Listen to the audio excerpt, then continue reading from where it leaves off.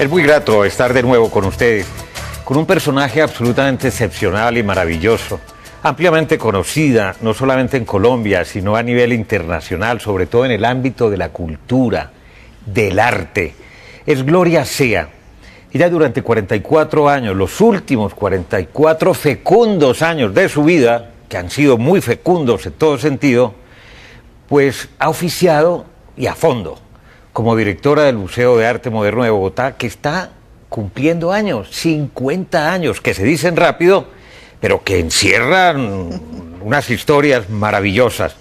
Gloria, bienvenida. Gracias, Darío. Estoy feliz de estar hablando contigo. Bueno, una persona que lo ha hecho todo, que ha sido directora de Colcultura, que ha estado en las más importantes juntas directivas, que ha dirigido el Camerín del Carmen, que ha escrito libros, que ha dictado conferencias aquí y allá, que ha tenido una vida tan intensa y tan plena.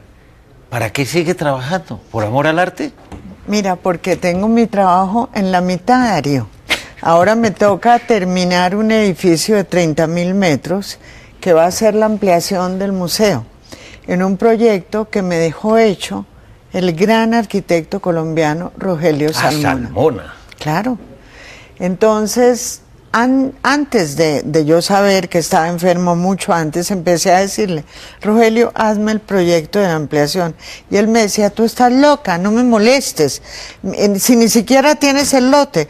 No importa, lo voy a tener. Y logré que me hiciera el proyecto de ampliación. Bueno, usted ha sido una mujer de sueños, una mujer siempre ambiciosa, que ha pensado con visión y con grandeza. ¿Cuándo se va a empezar a concretar este proyecto? Mira, yo calculo que hacia finales del año estaremos empezando ya el proyecto. Tenemos todo el diseño completo, que lo terminé con su viuda, la gran arquitecta colombiana María Elvira Madriñán, que fue socia de Rogelio toda la vida. Entonces el proyecto arquitectónicamente está totalmente: 3 pisos de parqueadero, 6 pisos de museo, 30.000 metros cuadrados. ¿Todo financiado ya? Pues tengo el 60% financiado. Pero bastan unas visitas y unas llamadas Claro, suyas a activar esa imaginación. Lo que pasa es que hasta que no me entreguen el lote oficialmente, no puedo empezar a hacer el resto de la gestión. La plata que falta me importa un higo. Ahora, ¿y cuándo entregan ese lote? Yo creo que hacia final del año. Hacia finales del año. Sí, porque hay un proceso con la Dirección Nacional de Estupefacientes. El lote le pertenece a un narcotraficante colombiano que está extraditado en los Estados Unidos. Entonces estamos... Extinción de dominio sobre ese inmueble. Exactamente. Entonces estamos en ese proceso. Óigame, Gloria, ¿cuántas obras en total tiene el Museo de Arte Moderno? Mira, en este momento tenemos 4.600 obras. Exhibimos ahorita para esta exposición conmemorando los 50 años 600 obras. 600, las mejores, las más representativas. No las mejores ni las más representativas, es que todas las obras que hay en el museo son extraordinarias. Es decir, para darte un dato, por ejemplo, de fotografía, Rubén Afanador, el gran fotógrafo colombiano, cuando hizo su exposición en el museo hace 2 años, donó la totalidad de la exposición, 80 obras. Ese es el nivel de la colección. O sea, no puedo decir que escogí las mejores. Por supuesto. No, todas porque son maravillosas. Exactamente. Todas son extraordinarias. Ahora, ¿está pensando usted en competirle al MoMA? Pues ojalá. Pero a mí no me importa competirle al MoMA con grandes nombres internacionales. Yo sé que nosotros no vamos a tener los grandes Picassos que tiene el MoMA. Ese no es mi interés. Mi interés es formar la mejor colección que se pueda de arte colombiano, en que están todos los grandes artistas representados y de los artistas más importantes internacionales que han pasado por Colombia. Bueno, usted que sabe tanto de arte, que además es meticulosa, estudiosa, es muy juiciosa, Gloria Sea. Si le dijeran, le vamos a regalar una de esas 4.600 obras, ¿cuál se pediría? Ninguna. Son del museo. No podría escoger. Son del museo. Mira, el museo es una fundación privada sin ánimo de lucro. Quiere decir que no recibe su funcionamiento total de parte de la nación ni de la ciudad. Recibe un 50%. ¿El resto son donaciones? El resto son pestañas y esfuerzos que hemos hecho a lo largo de los años. Yo digo que hemos hecho de todo, carreras de caballos, premiers de películas, subastas, cenas, no, llamadas telefónicas, salir con la ponchera. Todo. Yo digo que antes yo era una mujer muy atractiva y que ahora sigue siendo.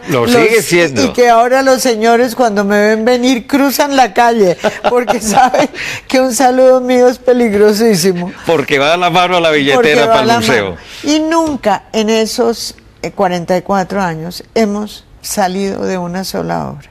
No hemos vendido una. Nada, están todas ahí. Entonces, si me preguntas que cuál, no podría contestarte. ¿Esas obras las llevan a otras ciudades a veces? Sí, claro. Hay exposiciones itinerantes. Permanentemente itinerando la colección, claro. Gloria, ¿por qué es importante el arte, tener un museo de esa magnitud como el Museo de Arte Moderno de Bogotá para una ciudad y para la gente? Porque pues los museos son para la gente.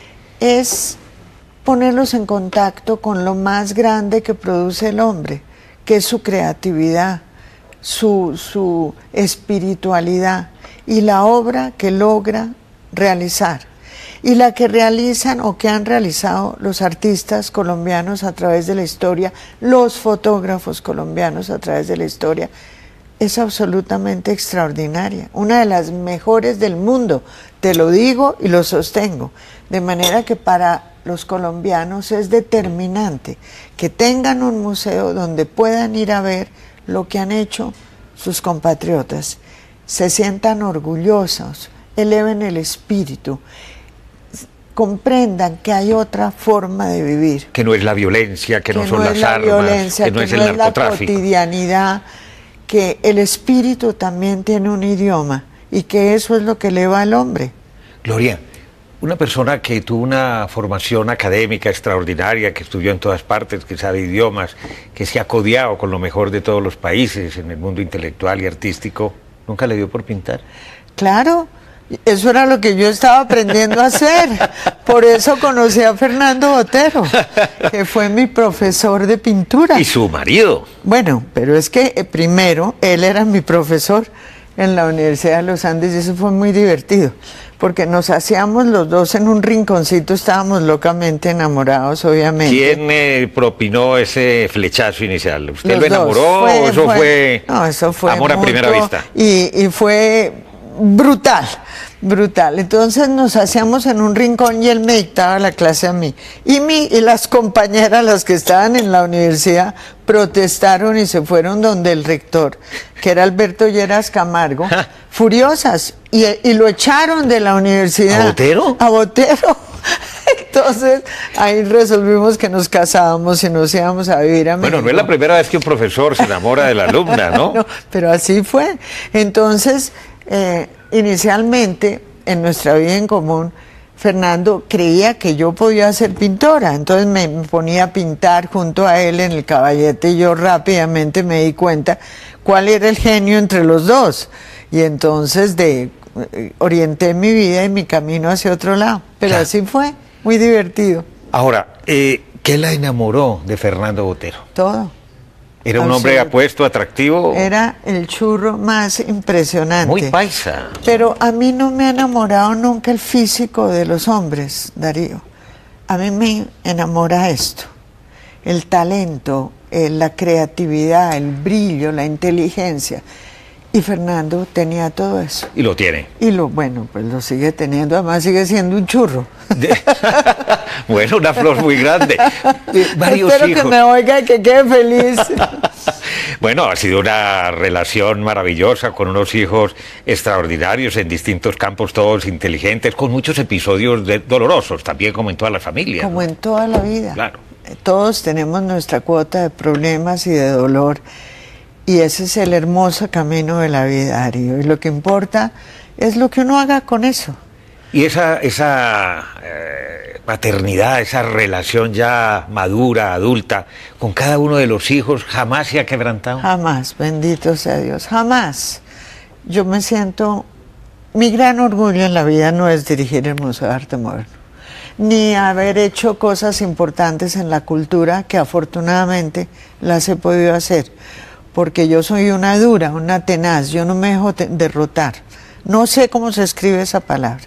No, mi gran orgullo en la vida son los 3 hijos. Juan Carlos, Fernando y Lina. Y Lina. Y 7 nietos que tenemos. Eso es. Porque esa es la única obligación importante en la vida. Pero fíjese usted... Los hijos que uno trae y cómo los forma. ¿Y cómo los formó? Mira, viendo trabajar a su mamá y a su papá. Y viendo que en nuestra familia hay una cosa que cuenta, que es la calidad. A mí no me importa cuál sea la profesión. Y siempre les decía, ustedes pueden hacer lo que quieran en la vida. Desde artesanos, que es una profesión que admiro y amo, porque también es talento y creatividad, hasta lo que quieran, pero háganlo bien. La mediocridad es algo que no se acepta. Por supuesto, mire, Juan Carlos, escritor, sí, muy exitoso, vive en los Estados Unidos, un muchacho excepcional, ya están traduciendo al inglés precisamente un libro que él hizo sobre su papá. El papá Fernando Botero, el maestro que vive en París y en Italia, dice que es el mejor libro de los centenares de libros que se han escrito y hechos sobre el maestro Fernando Botero. Lina es una diseñadora excepcional, excepcional. Se la pasa entre México, París.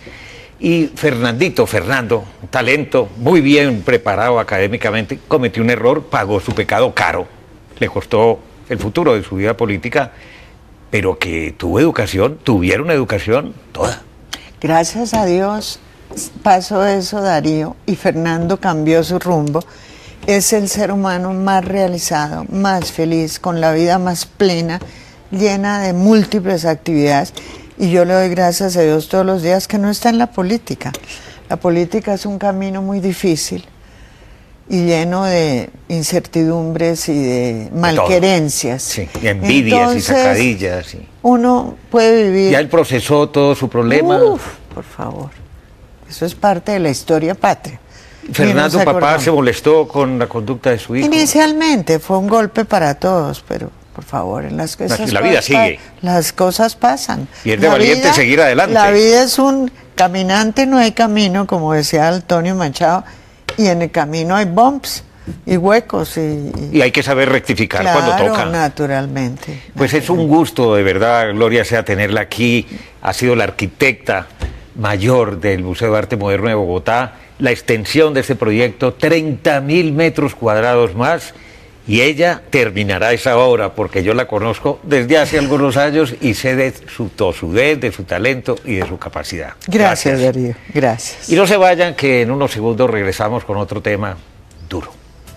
Muy duro, pero es una reflexión en voz alta de una poetisa y escritora. Acaba de sacar su último libro. No tiene nombre. Piedad Bonet va a estar dentro de unos segundos aquí en Entérate de Caracol Internacional.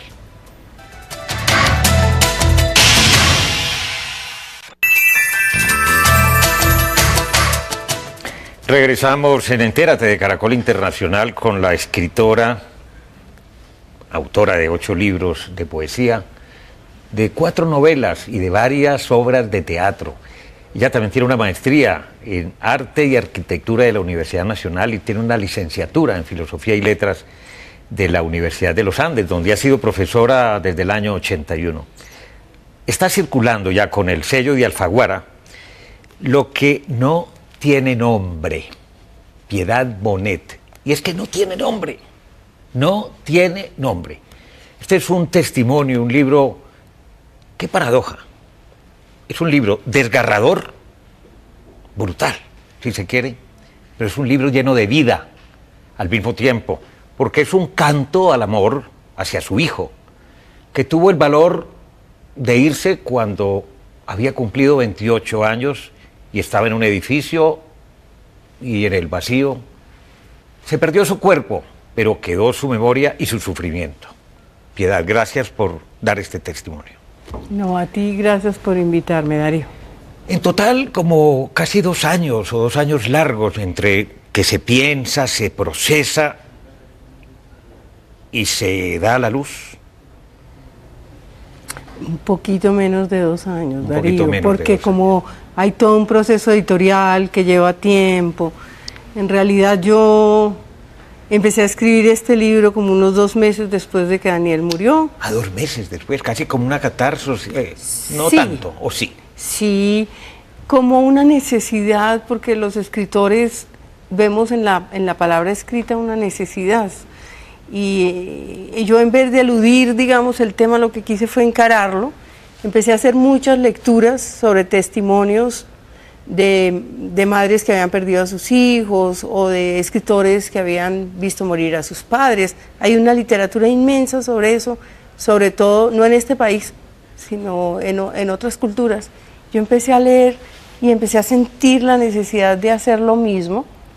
Me senté y escribí en largas jornadas, dolorosas a veces, muy dolorosas. ¿Con llanto? Sí, a veces con enorme llanto, porque yo empecé a narrar una historia. Yo no empecé a elucubrar, yo no empecé... Ni a imaginarse cosas, ni nada. No. Yo empecé a tratar de narrar una cosa con la mayor fidelidad a la realidad, sabiendo que esa historia era una historia digna de ser contada, porque tiene un espíritu trágico tremendo, porque en la corta vida de Daniel también podemos hablar de que hubo una especie de destino trágico, de sino que llegó pues a romperlo a él y de alguna manera a herir a la familia, y porque es la historia de una batalla muy dura, de una batalla perdida, pero que también, como tú decías ahora, deja una huella, porque Daniel era un artista plástico, muy prometedor, muy sensible. Muy estudioso al mismo tiempo, pasó en 4 universidades americanas con las mejores notas, impresionante. Era realmente. un muchacho apasionado por el saber, apasionado por su arte, y que pasaba horas y horas y horas de su vida pintando, además de recibir la formación académica que recibió. Claro, que sus otras 2 hijas, las hermanas de Dani, ¿estaban de acuerdo en que usted encarara ese libro, ese testimonio? Yo no le pregunté a nadie, Darío. ¿Ella sabía que estaba escribiendo? Sí, se asustaron mucho cuando supieron esto. Pero yo sabía que no iba a consultar esa decisión, pero que sí iba a mostrarles el producto final, porque era una cuestión de puro respeto. ¿Cómo lo recibieron ellas cuando ya usted les enseñó el Primero producto con final? mucho terror, casi que no quisieron leerlo durante unos meses, no se sentían capaces de pasar por ahí. Luego lo leyó mi hija mayor, y yo creo que estuvo muy conmovida, pero ella es contenida en su juicio, y lo que hizo fue como hacerme anotaciones de que mamá, esto tal vez no fue así, esto tal cosa, reconstruir la memoria. Mi otra hija, que se demoró mucho en leerlo, ya cuando iba a salir el libro, ella se decidió a leerlo. Ella me había dicho, no lo voy a leer nunca, mamá. Claro, era revivir tantos episodios y tantos momentos íntimos, ¿no? Es que el libro termina de la siguiente manera. Dani querido, me preguntaste alguna vez si te ayudaría a llegar al final. Nunca lo dije en voz alta, pero lo pensé 1000 veces. Sí, te ayudaría, si de ese modo evitaba tu enorme sufrimiento. Y mira, nada que hacer. ¿Qué se hubiera podido hacer? Quizás si los médicos hubieran sido diferentes, si hubieran trabajado más en familia, si le hubieran abierto las puertas a usted a una literatura para entender qué es una esquizofrenia y cómo se comporta una persona enferma mentalmente, el destino hubiera sido distinto, quizás. Darío, es una pregunta dificilísima de responder, y es la gran pregunta que se hace uno después de una tragedia de esta magnitud. Él recibió mucho apoyo, básicamente de nosotros, el grupo familiar íntimo, porque los demás no sabían nada, y tuvo un terapeuta muy bueno mientras estuvo en Colombia, después de muchas equivocaciones de terapeutas que no tenían ni idea. Ayer, cuando yo lancé el libro, la gran inquietud de los padres que vinieron en montón es: no logramos encontrar un médico. Excúseme que la interrumpa, pero es que hubo un evento en el Gimnasio Moderno de Bogotá, más de 500 personas en el lanzamiento del libro en la ciudad de Bogotá, y usted estaba impresionada realmente con la reacción de la gente, con los muchachos también víctimas de la misma enfermedad, ¿no? La gente vino como si yo pudiera prestarles ayuda, entre otras cosas porque sienten mucho desconcierto en los médicos, incluso sobre su propia enfermedad. Yo creo que esa enfermedad es muy difícil de tratar, pero yo creo también que faltan mecanismos. Por ejemplo, acoger a la familia en este país. En los Estados Unidos yo creo que hay me he venido enterando de instituciones muy fuertes de apoyo a la familia de las personas que tienen esquizofrenia. Además, cuando tú hablas de eso, Darío, en un libro, inmediatamente la gente te dice, ay, mi hermano, ay, mi primo. Es que pareciera que esa enfermedad se quiere tener oculta, nadie la quiere. Totalmente, y Daniel también la quiso tener oculta, y nosotros le ayudamos a ocultar esa enfermedad durante 10 años para que pudiera tener un trabajo, para que sus novias lo aceptaran, para que tuviera amigos, porque a él no se le notaba nada, ¿no? Esa es la tragedia. Ya vamos a regresar con Piedad Bonet. Lo que no tiene nombre, el suicidio a los 28 años de su hijo.